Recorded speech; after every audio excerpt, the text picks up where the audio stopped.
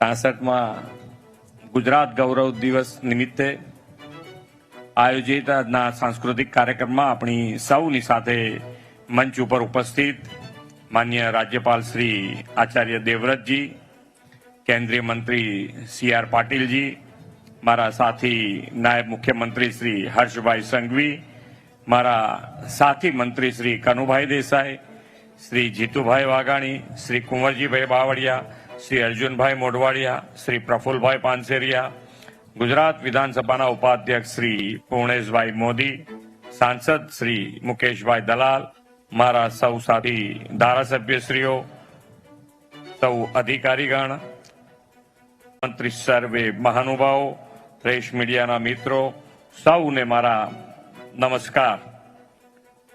66માં ગુજરાત ગૌરવ દિવસની સૌને ખૂબ ખૂબ શુભેચ્છાઓ પાઠવું છું. 1 મે 1960ના દિવસે બૃહદ મુંબઈથી અલગ રાજ્ય તરીકે ગુજરાત અસ્તિત્વમાં આવ્યું હતું. ત્યારે બધાના મનમાં હતું કે આ ગુજરાત કેવી રીતે વિકાસ કરી શકશે. એની પાસે કોઈ મોટો ઉદ્યોગ નથી, કોઈ માળખાકીય સુવિધા નથી, અને વાત પણ સાચી હતી. 1960 થી 2001 સુધી ગુજરાતનો વિકાસ જોઈએ તેટલો ઝડપે થયો નહીં. આદરણીય શ્રી નરેન્દ્રભાઈ મોદી 2001માં શાસન દાયિત્વ સંભાળ્યું અને વિકાસની ગાડી પાટે ચડી. આદ્ય કવિ નર્મદે જે કીધું, હમણાં જ હર્ષભાઈ કહેતા હતા, એ જ વાત છે કે ગૌરવ ગાનમાં કે જય જય ગરવી ગુજરાત, દીપે અરુણ પ્રભાત. આદરણીય શ્રી મોદી સાહેબે ગુજરાતને વિકાસનું અરુણ પ્રભાત બનાવ્યું. તેમની પ્રેરણાથી આજે ગુજરાત ગ્રોથ એન્જિન અને વિકાસનું રોલ મોડેલ બની ગયું છે. જો વિઝનરી નેતૃત્વ અને સૌને સાથે રાખીને વિકાસ કરવાની પ્રતિબદ્ધતા હોય તો સ્થિતિ કેવી રીતે બદલી શકાય તે આદરણીય શ્રી મોદી સાહેબે દેશ અને દુનિયાને બતાવ્યું છે. 6.5 કરોડ ગુજરાતીઓ પણ આદરણીય શ્રી મોદી સાહેબના નેતૃત્વ અને વિકાસની રાજનીતિને પ્રચંડ સમર્થન હમણાં યોજાયેલી ચૂંટણીમાં આપ્યું છે. એમાંય તમે તો સૌ સુરતીઓએ તો 115 બેઠકો પર ભાજપને વિજય અપાવીને ઇતિહાસ રચ્યો છે. સુરત મહાનગરના સૌ નાગરિકોનો અમે ઋણ સ્વીકાર કરીએ છીએ. આદરણીય વડાપ્રધાન શ્રી મોદી સાહેબની એક ખૂબી છે, કોઈને ના સૂજે તે તેમને સૂજે. તેમણે પ્રજાસત્તાક દિવસ, સ્વતંત્રતા દિવસ, રાજ્યના સ્થાપના દિવસ જેવા ઉત્સવોમાં લોકશક્તિ જોડાય અને પોતાના ગામ, નગર, શહેરના વિકાસના કામોથી રાષ્ટ્રહિત પ્રથમનો ભાવ જનજનમાં જાગે એવો ધ્યેય રાખ્યો છે. આ માટે રાષ્ટ્રીય પર્વો લોકો વચ્ચે, લોકો સાથે, લોકોના ઉમંગે જિલ્લા તાલુકામાં યોજવાની તેમણે શરૂઆત કરાવી છે.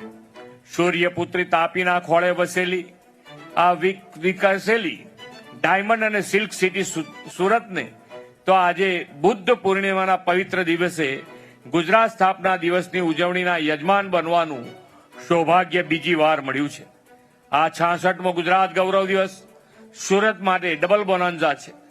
સુરતને તેને વિવિધ ક્ષેત્રે ગૌરવ અપાવનાર લોકોનું સન્માન અને ગુજરાત ગરિમા એવોર્ડ પણ અર્પણ કર્યા છે. આજે જેને જેને એવોર્ડ મળ્યા છે એ બધાને પણ ખૂબ ખૂબ અભિનંદન સાથે શુભેચ્છાઓ પાઠવું છું. આજે સવારે દક્ષિણ ગુજરાતની વાઇબ્રન્ટ રિજિયનલ કોન્ફરન્સની પણ અહીં શરૂઆત થઈ છે. આ VGRC સમગ્ર દક્ષિણ ગુજરાતના ઉદ્યોગ, વેપાર, હસ્તકલા, કારીગરી, ટ્રાઇબલ આર્ટ એન્ડ કલ્ચરને ગ્લોબલ પ્લેટફોર્મ આપનારી બનશે. શ્રી મોદી સાહેબે સુરતમાં 45માં ગુજરાત ગૌરવ દિવસે કહ્યું હતું કે સુરત જિલ્લો અને આ વિસ્તારમાં જો સોશિયલ ઇકોનોમી ડેવલપમેન્ટનો અભિગમ અપનાવીએ તો આખા પ્રદેશની કાયાપલટ થઈ જશે.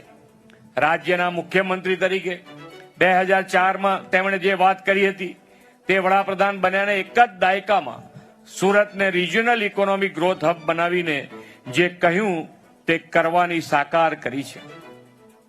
આજે સુરતમાં જ્યારે રાજ્યનો 66મો સ્થાપના દિવસ ઉજવાઈ રહ્યો છે ત્યારે સુરતની વિકાસ યાત્રાને પણ નજરઅંદાજ ના કરી શકાય. સૂર્યપુત્રી તાપીના કિનારે વસેલું શહેર સુરત ભારતમાં અત્યંત ઝડપી વિકાસ પામતા શહેરો પૈકીનું એક શહેર છે.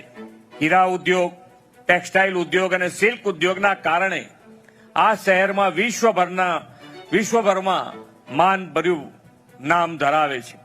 હજીરામાં અબજો રૂપિયાના ખર્ચે મલ્ટીનેશનલ કંપનીઓ સ્થાપેલા ઉદ્યોગ સુરતની કાયાપલટ કરી નાખી છે.